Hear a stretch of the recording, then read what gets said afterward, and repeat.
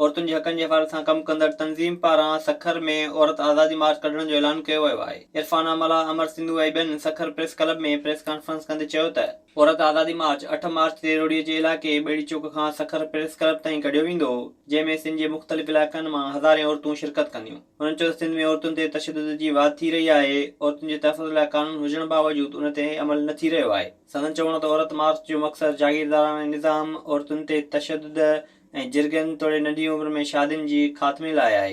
अॻवाननि मुतालबो कयो त औरतुनि बाबति बिटो कानून ख़त्म करे खेनि समूरा हक़ ॾिना वञनि। मार्च करेंगे और ये मुतालबात करेंगे कि गवर्नमेंट की तरफ से और हमारे जो समाज के अंदर जो सिंफी मतभेद है, तजाद है, डिस्क्रिमिनेशन है, उसके खात्मे के लिए एक आगाही, एक अवेयरनेस के लिए ये सारे मार्च पूरी दुनिया में हो रहे हैं।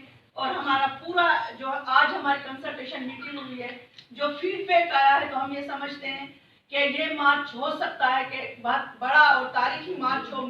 और सखर में ये जो 7 अजला है, कश्मीर, कंदकोट, घोटकी, जहाँ पे बहुत ज्यादा क्राइम्स अगेंस्ट आजकल जो डेटा आ रहे हैं, ये जो 7 अजला है वो पूरे पाकिस्तान में सबसे ज्यादा जो औरतें कत्ल की गई हैं, सबसे ज्यादा जो खतरनाक होलनाक डेटा है वो यहाँ का है। विजिट कयो अवामी आवाज़ मीडिया ग्रुप की वेबसाइट awamiawaz.pk।